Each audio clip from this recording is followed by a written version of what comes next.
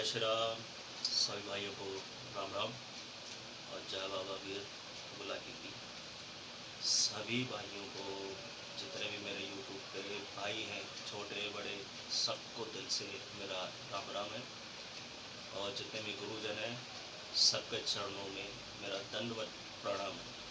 और जय गुरु उस्ताद की सदा ही जय रहे।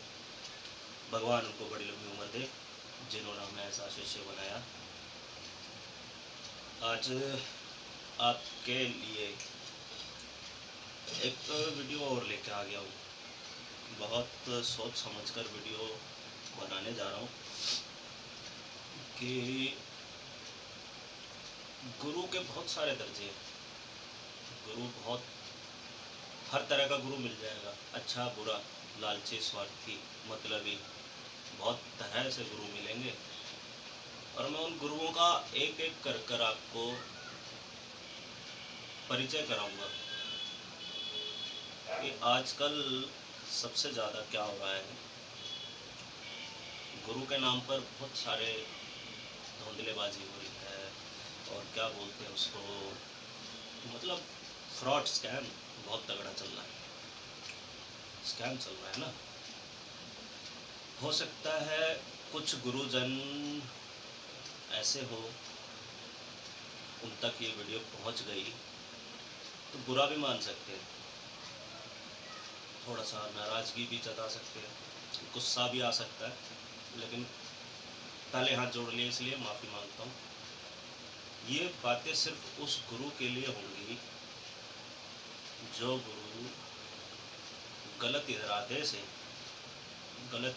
से किसी के घर में अपने कदम रखता है।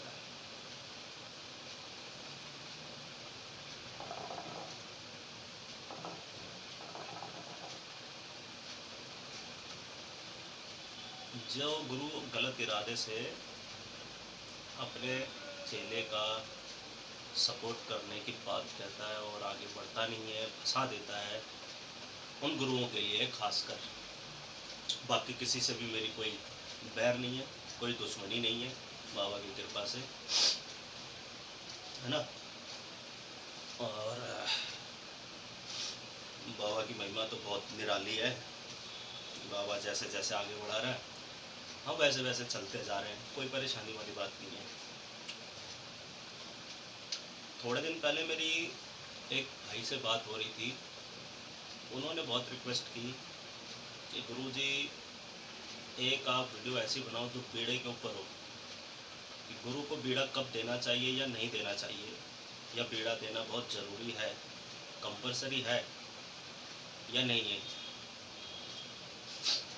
तो उसके ऊपर वीडियो में डाल रहा हूँ ये कि देखो, सबसे पहले क्या होता है कि कोई परेशान व्यक्ति इन सभी चीज़ों से ऊपरी ऊपरी की करे कराए की चीज़ों से परेशान है, और वो किसी भगत के पास गया, किसी भगत से मिला, किसी भगत से बात हुई, तो उस भगत का कर्तव्य क्या है कि सबसे पहले उस परेशान व्यक्ति को सही रास्ता दिखाए। ठीक है, जब तक सही रास्ता नहीं दिखाएगा तो जो परेशान व्यक्ति है वो अपनी नाव कैसे पार करेगा, बीच मझधार से कैसे निकलेगा, है ना। जिस तरह से कुंडलियाँ बिगड़ जाती हैं, ग्रह खराब हो जाते हैं, है ना। कुंडली खराब है या ग्रह खराब चल रहे हैं, अच्छा बुरा सब तरीके से सब कुछ झेल रहा आदमी, तो पंडित जी के पास जाया जाता है। पंडित जी तार पत्री देखते हैं, कुंडली मिलाते हैं और फिर उपाय बताते हैं कि आप ये काम कीजिए, आपका सब काम अच्छा हो जाएगा। तो अब भगत की लाइन में क्या, सबसे पहले जो गुरु किसी की देख रेख में लगाए, ज़रूरी नहीं है कि हर बार भूत प्रेत का ही साया हो, है ना। हर बार किसी भी तरीके से किसी का करा कराया नहीं हो सकता। 100 आदमी है, 100 के 100 आदमियों पे ऊपरी चीज़ नहीं हो सकती। देखो, कोई अपने कर्म का मारा है, कोई ग्रह दोष का मारा है, किसी की कुंडली खराब है, किसी का नसीब ही नहीं चल रहा, इसमें ऊपरी का कोई मतलब नहीं है। ऐसी भी चीज़ें होती हैं, होती कि नहीं होती? आप ही बताना कमेंट में। भगत के पास जितने भी लोग जाते हैं वो अपनी ज़िंदगी में कहीं ना कहीं दुख उठा रहे हैं, परेशान हैं, ऊपरी से, ग्रह कलेश से, काम धंधे से, हारी बीमारी से, दवा गोली से, सेहत से, पढ़ाई लिखाई से, है ना, इन सब चीज़ों से परेशान है। क्या ये सब चीज़ें बिना ऊपरी के नहीं हो सकती? हो सकती है, बिल्कुल है। अब से 10 साल पहले क्या होता था? आज से 10 साल पहले ऊपरी का कोई इतना प्रचार नहीं था, सिर्फ भगवान की पूजा पाठ होती थी। किसी का कुछ काम खराब हो गया तो वो अपना किस्मत का दोष मानता था, भूत प्रेत का नहीं मानता था। तो आज 10 साल बाद इसमें कितना बदलाव आ गया। जहाँ देखो वहीं भगत भगत भगत, भगवान मंदिर में रह गया, भगवान की पूजा कम, देवी देवताओं का नाम ज़्यादा है। मंदिर में बहुत कम लोग जाते हैं, लेकिन तांत्रिक और भगतों के पास बहुत जाते हैं। कईयों ने तो बहुत बड़े बड़े आलीशान बंगले खड़े कर दिए इसी काम से।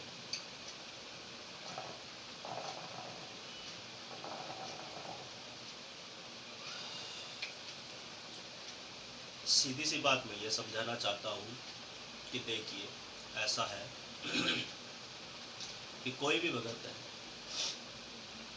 चीज़ होगी इतनी सी, अगर उसके ऊपर, किसी भी इंसान के ऊपर इतनी सी चीज़ है, कहीं से भी लग गई, है ना, तो वो क्या सोचता है कि ये इतनी सी चीज़ है, इसको मैं 2 मिनट में हटा सकता हूँ। लेकिन इतनी सी चीज़ को इतनी बड़ी कैसे दिखाएगा? अगर उसने सच बताया कि तुम्हारे ऊपर बस छोटा सा है, आप गंगा जल का छिड़काव करो, घर में जाके अपने गंगा जी से स्नान करो, लगातार 11 दिन स्नान करना, ठीक हो जाओगे, तो उसमें उस भगत जी का क्या फ़ायदा है? उस पंडित का क्या फ़ायदा है? कोई फ़ायदा नहीं है भाई, उस गुरु का कोई फ़ायदा नहीं है। वो ये नहीं सोचेगा कि मैंने इसको रास्ता दिखाया तो ये मेरा नाम लेगा, 4 आदमी को मेरा नाम बताएगा, मेरा नाम आगे बढ़ेगा, मेरे देवता का नाम आगे होगा, उसका नाम ऊंचा होगा।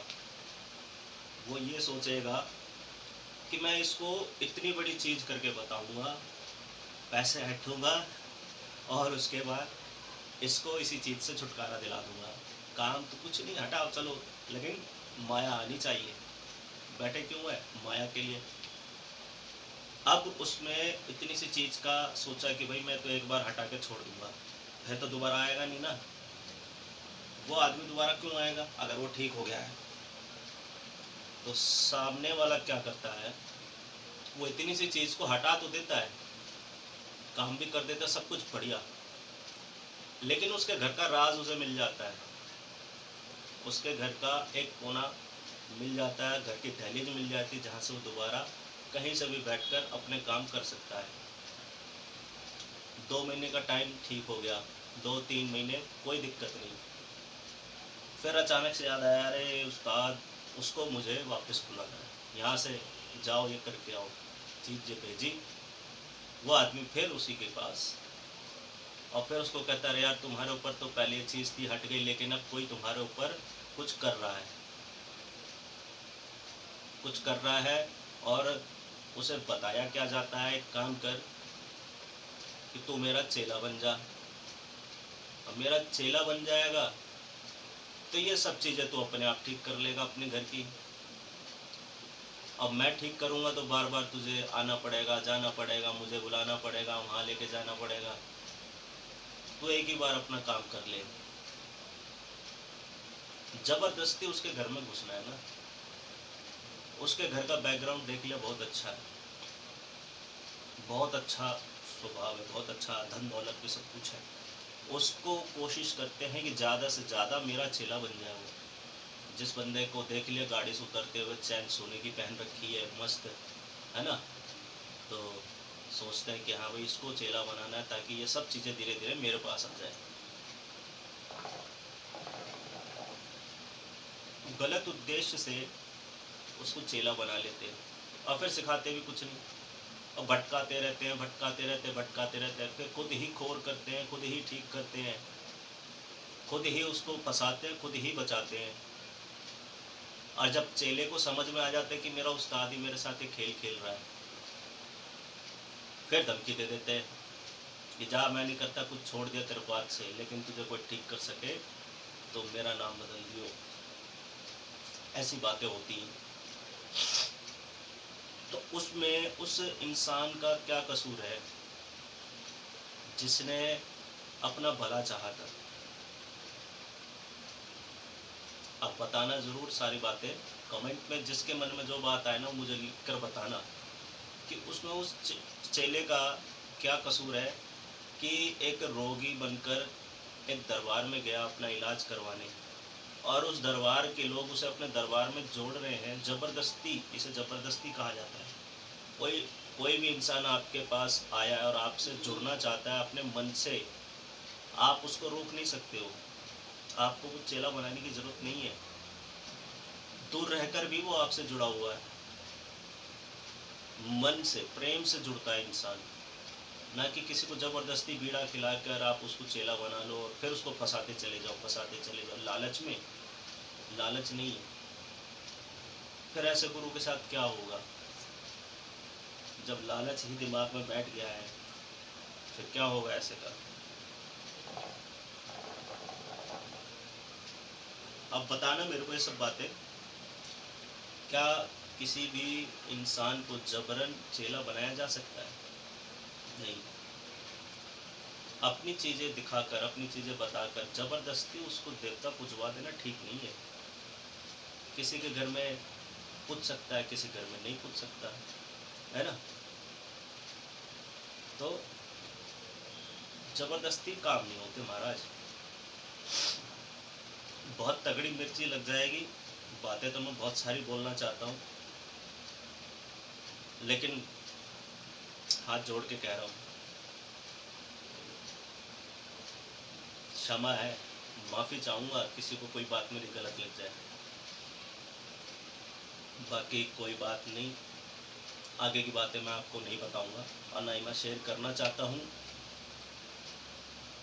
बहुत सारे लोग हैं ऐसे जिनको मेरी वीडियो मिल जाएगी जो इस चीज़ के ऊपर गलत तरीके से काम करते हैं। चेले का और गुरु का प्रेम का संबंध है, बाप बेटे का संबंध है ना? किसी का बाप लायक होता है, किसी का नालायक होता है। बाप चाहे तो बेटे का भविष्य बना सकता है और बिगाड़ भी सकता है, और कई बार बेटा अपने बाप का भविष्य सुधारता है ना? अपने गुरु का मार्ग बनो, गुरु का मार्गदर्शन नहीं, और गुरु को मार्गदर्शन करना चाहिए, उसके मार्ग में रोड़े नहीं डालने चाहिए। कोई बात नहीं, थोड़ा भावुक सा हो रहा हूँ मैं, और बहुत सारे ऐसे कमेंट आते हैं भाइयों के जो दिल को छू जाते हैं। उन सभी भाइयों को मेरे दिल से धन्यवाद है और जय बाबा वीर बुलाकी, ओम नमो वीर बुलाकाय नमः। बाबा वीर बुलाकी की सदा ही जय हो, हमारे गुरु उस्तादों की भी सदा ही जय हो, माता काली की भी सदा ही जय हो। बस मैं एक चीज़ और कहूँगा कि यार बाबा को गलत मत कहा करो। गलत कहना है तो उस गुरु को कहो जिस गुरु ने उसको चलाया है, बाबा गलत नहीं है ना? और बाबा का आशीर्वाद रहा तो मैं आप लोगों के लिए जल्द ही एक बहुत बड़ा सरप्राइज़ लेकर आऊँगा। बहुत ज़बरदस्त तरीके से एंट्री होगी दोबारा बाबा को लेकर। फिर जितने भी गुरु उस्ताद लोग, जितने भी लोग हैं बाबा को जानने वाले, कुछ अच्छे में जानते, कुछ बुरे में जानते, उनकी सोच बदल दूंगा। मेरा काम है सोच बदलना। इंसान को मैं नहीं बदल सकता, मैं उनके दिमाग से ही सिर्फ बुराई हटाने की कोशिश कर सकता हूँ, है ना? लेकिन समाप्त नहीं कर सकता, मेरे बस की बात नहीं है बुराई को जड़ से ख़त्म करना। मगर मैं बाबा की तरफ से आप लोगों के सामने बहुत अच्छी चीज़ें लेकर आने वाला हूँ, जिसमें मुझे आप सबका सहयोग चाहिए। मेरे पास इतना बल नहीं है कि मैं उतना बड़ा काम अकेला कर सकूं। मुझे आप सभी भाइयों का, बाबा के भक्तों का पूरा सपोर्ट चाहिए, सहयोग चाहिए, जिससे मैं आप लोगों के सामने बाबा को प्रस्तुत कर सकूं। मैंने यूट्यूब के ऊपर अभी तक वो सब चीज़ें नहीं देखी हैं बाबा को लेके। आज तक जितना भी सुना है बुरा ही सुना है, अच्छा बहुत कम सुना है। मैं आप लोगों को बाबा के दिल से और गुरु के दिल से कैसे कनेक्शन होता है, अच्छे गुरु के साथ बाबा कैसे रहता है और बुरे गुरु के साथ बाबा कैसे रहता है, बाबा चीज़ें कैसे बांटता है, बाबा पूछा कैसे देता है, बाबा अपने गुरु को दर्शन कैसे देता है, यह सब चीज़ें मैं आपको इस कैमरे के माध्यम से दिखाने की कोशिश करूँगा। मैं कुछ नहीं हूँ, मुझसे बल बना हो सका तो मैं आप लोगों के सामने ये सब चीज़ें ज़रूर पेश करूँगा। थोड़ा समय लग रहा है, जब तक मेरे पास सहयोग नहीं होगा, आप लोगों का समर्थन नहीं मिलेगा, तब तक मैं वो सब चीज़ें नहीं कर पाऊँगा, है ना।